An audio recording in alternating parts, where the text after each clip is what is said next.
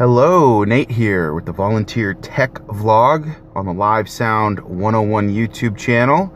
I'm about to get driving here in a minute, but before I do, I want to do some microphone tests because I've been using this Lav, let's see, it's the Rode Smart Lav Plus, and I've got that up here. And I'm going to try some different locations and see how it sounds. Take my own advice, really. But before I get into that, so I also want to talk about something's got to change. So we, for the past 2 years, have been doing the all-volunteer media team and all-volunteer media committee. So the media team is the volunteers that come in on Sunday and leave. They're operators, volunteer operators. But then what happens if something goes wrong with the system? What happens if we need to hire somebody to fix somebody? Who's the point person that decides what integrator to hire? Who's the point person that decides we even need to hire an integrator and what needs to be communicated to them? Who's the person that decides what gear we should move in? You know, the person that is managing wireless frequencies, that's keeping their eye on the FCC auction, that's saying, you know, hey, maybe when we buy a couple new channels of wireless, we should, maybe not buy them in the 600 range. Maybe we should try to go for the 500s if that works, just to steer clear of the auction being sold out. If something breaks on a Sunday, who's the person that gets a phone call to fix it? If something needs to be improved, if somebody needs training, who does the training? There's like Sunday morning operations, and people come in and they do their job, but then there's like training of those new people, management of the volunteers, management of integrators and system updates and maintenance and duplication and web presence and recording and streaming and video, like audio recording, video recording, MP3 production. There's all these like extra things that people kind of expect us to do. And so I want to talk a little bit about that. And this is great because I had a conversation with the honorable man from Oklahoma, Dave Dolphin. So we're thinking about collaborating on something, and I think it might be a great topic to talk about him, just exactly kind of where we are with the status of our all volunteer team. And it's like, okay, we've been doing the all volunteer thing for the last few years. That's one extreme. And then the other extreme is hire a couple people full-time.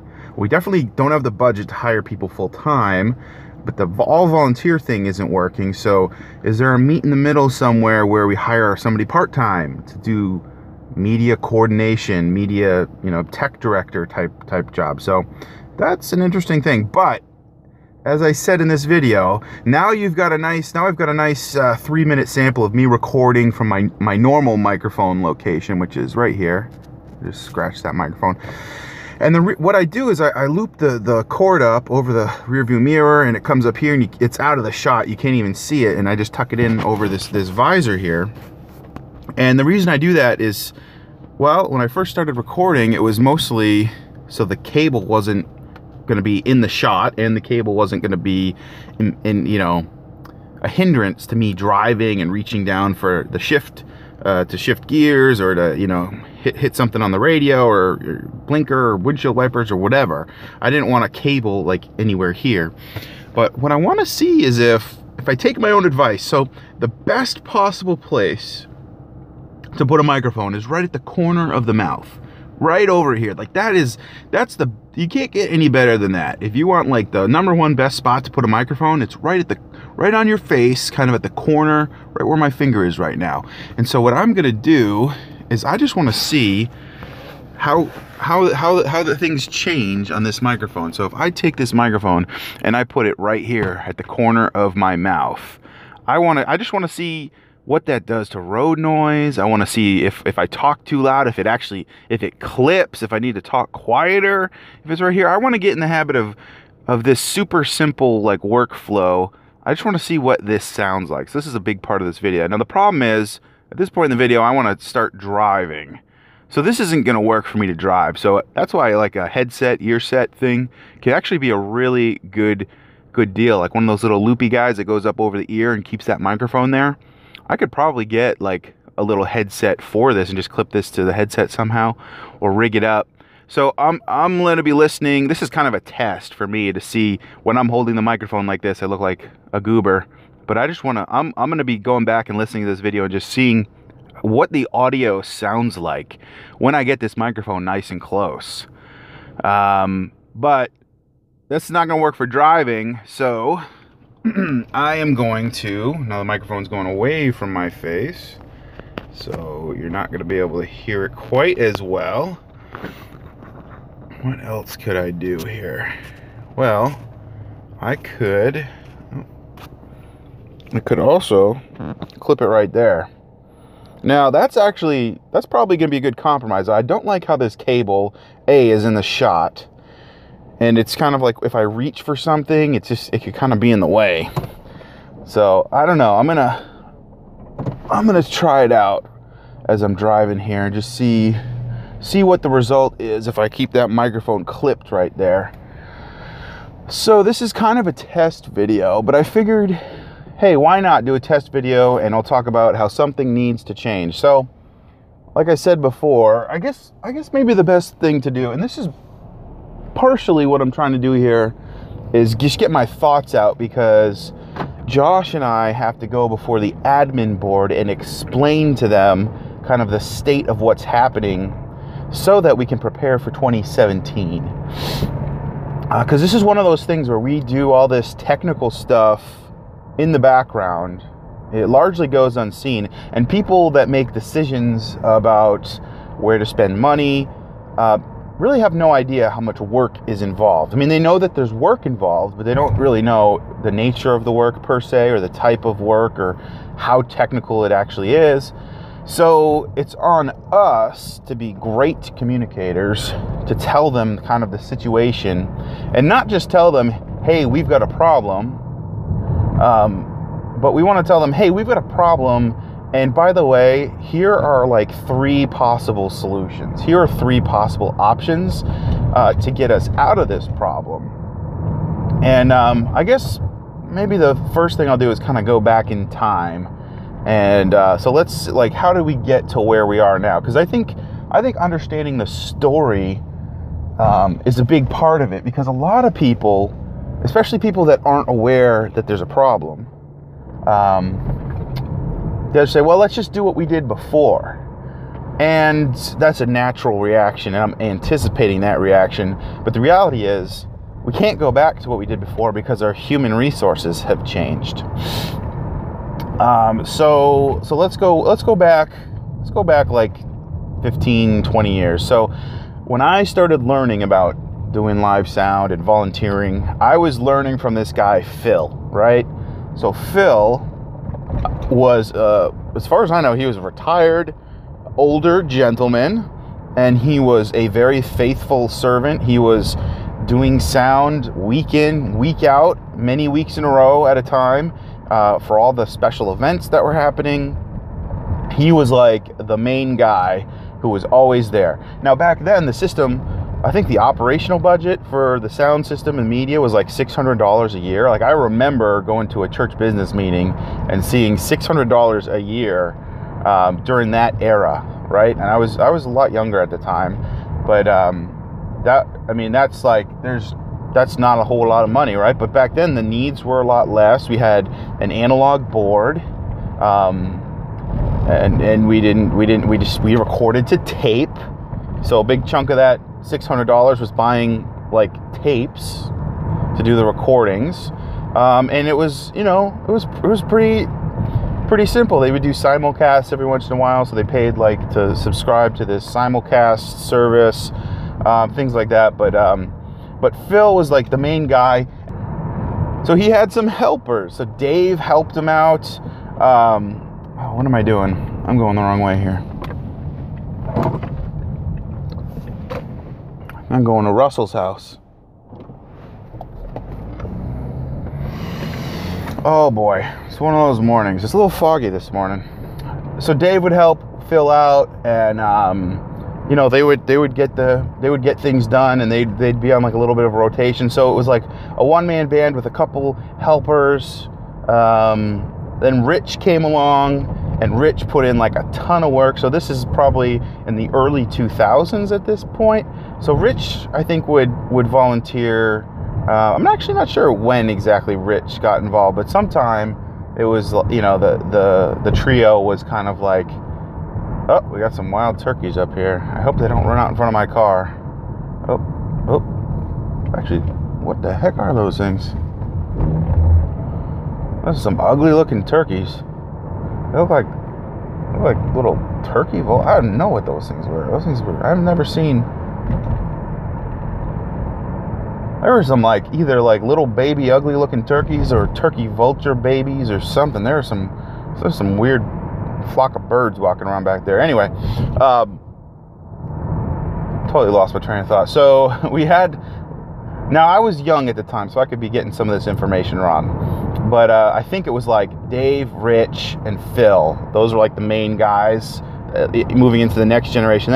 Then Rich really, you know, stepped up in terms of the time that he was spending. So you got this retired guy, Phil, who was spending tons and tons of time. And the system was a lot less complex back then. And then you move into the next phase where Rich comes along. And Rich was actually out of work for a long time. And then he had very flexible work hours for a long time. So he was able to put in a ton of hours.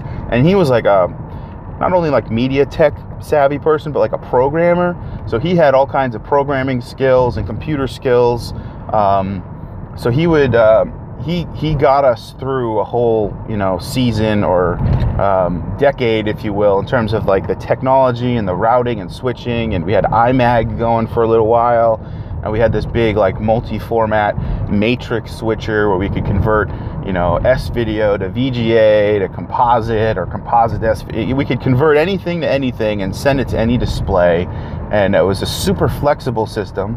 But, you know, with that flexible system came complexity. But he was there to manage that because he could put the time in. And then fast forward to kind of like the next decade. So Rich has had to step down because he got a different job. His work situation changed, and so he just had to step down altogether. So he could not only couldn't do like all that extra programming and maintenance and troubleshooting and upgrading and upkeep, but he couldn't even be like a Sunday morning operational volunteer that just comes in. I mean, he does to an extent. He does it like maybe once a quarter or less than once a quarter. But he's just too busy because he's actually doing admin board stuff, which is also very important. And again, another lesson in boundaries as a volunteer is you got to kind of know your limits. If you're doing too many things at the same time, it's not good for anybody. So Rich is gone. So now the church constitution also in the past 2 years has changed. So we used to have kind of a different leadership structure. That changed. And when the Constitution changed, it was decided that we would have a media committee to kind of manage these things and oversee these things. So I, Josh, and Manny were tapped to do media committee like 2-3 years ago, I think, at this point. And what we've come to find out is we all have, Manny's got 2 kids, Josh has a kid on the way, I've got two young kids, and managing this stuff takes a lot of time. And it's not that we don't love it, it's not that we don't want to do it, but we just don't have the time that is required to do this stuff all volunteer. Because when you dedicate your time to doing something, it can be a lot cheaper than paying somebody to do it, but can also take, 2, 3, 4 times the amount of time that it would take to just hire somebody who does that professionally. So that's part of the problem and part of the issue that we need to kind of sort through is this whole time management thing. And I guess the main point is that we've been kind of shoestringing it along, kind of keeping things up to date, but there's been a number of times where Josh or I have been, working on the system. I mean, I got that video called System Update Black Hole. I mean, we're at the church, to late into the night, 1 o'clock, 2 o'clock in the morning, trying to make sure, the system works, for Sunday. And So it's not, and I think the thing that's kind of difficult is that we enjoy this type of work. We just don't have the time to actually do it. And, we're talking about, kind of being being done with Behringer. It just seems like Behringer is not working out for our preamps. Even the brand new ones that we got that are 1 year old, we've got an input failing on one of them. And it's like we've already replaced all 4 of them in the past, 3 years. And we just put some new ones in this year. And it's just, you just want the system to be stable. I guess you just get tired and you get run down of always fixing something. Something's always breaking. And at some point it's like, let's clean house. Let's start with a fresh slate. And let's start researching 32 channel digital mixing consoles. So that's kind of like the point we're at. But we're also at the point where we're realizing doing that is going to take a ton of time. And wait, is this sustainable? And I think one of the big red flags was, so I was called to continue on the media committee and asked to sign up for another year. And I'm looking around and I'm like, well, is there anybody else that could volunteer to fill this role? And I'm looking around at the church and I don't think there is. I don't think there's anybody that's like, hey, Nate, when you're done this round of media committee, I want to take over. I'd like to put in a couple years here and help build the tech. I don't see anybody waiting in the wings. You know what I mean? As I look around. And so, it's a 1 year thing and I've done it for like 3 years now. And so it's just starting to get concerning that like, is this sustainable? Am I just going to be the de facto guy that does this? Is that healthy? Is that the right model for the church? And like I said, I got that spectrum, right? You got all volunteers, paid full-time staff, right? So that there's an extreme to pay somebody full-time to do this very technical coordination and technical work and managing a team, really. And then you've got all volunteers, where some of those volunteers are designated to be managers of the volunteers. So you've got the inmates who are watching the prisoners, but what about in the middle? Could we have like a part-time person that takes over that managerial type stuff to watch over the volunteers? So love to hear, Dave, love to hear your thoughts on this. And maybe this is just me kind of getting thoughts out of my head and testing out my new microphone location to see if that works. Because actually I found as I was driving there that this cable really didn't get in the way. And I think if push came to shove, I would just kind of rip the microphone off and it would just, I don't think it would be a hindrance. It's not going to like stop me from reaching for something. But yeah, I'd love to hear what Dave thinks about what I just said. And I want to continue processing this because this is something that, we can talk about gain structure and, tips for mixing and EQ and compression and all that fun stuff. But this is kind of like the other side of that coin is like, who is, managing these things, coming up with policy. I've been trying to do it as much as possible. And I don't feel like it's a failure on my part either. I feel like, you know what I mean? Like, that's kind of like the obvious thing is like, is what Josh and I and Manny, is what we're doing failed? I'm like, well, I think it failed to meet, I think as the constitution of the church changed and we set up this media committee, that sounded like a great idea in theory. But I don't know if that's really sustainable based on our sheer numbers, our personnel. I just don't think we have enough tech-savvy people that want to get involved or have the time to get involved. Because it does take a lot of work. And that's kind of the situation that we're at. I certainly don't feel like a failure. I feel like I'm doing as good as I can or above and beyond, really. But it just, at the same time, I'm like, it doesn't seem like it's enough. And it seems like the church, deserves, more attention in that area. And so as the budget is forming for next year, maybe this should be part of the discussion there. Right? So anyway, I got to where I'm going. I'll leave it there for now, and I'll continue to think about these types of things. And let me know what you think about the microphone. So let me know, like, the time code, you know, like, because I had it in 3 places. I had the microphone up here where I normally have it to begin with, and then I moved it right here, and then I moved it right down here. So I'm going to be listening. I'm taking my own advice, actually listening back and making the decision with my ears to how good can we get this this Rode Smart Lav Plus sounding. All right, there goes 20 minutes. I will see you in the next video.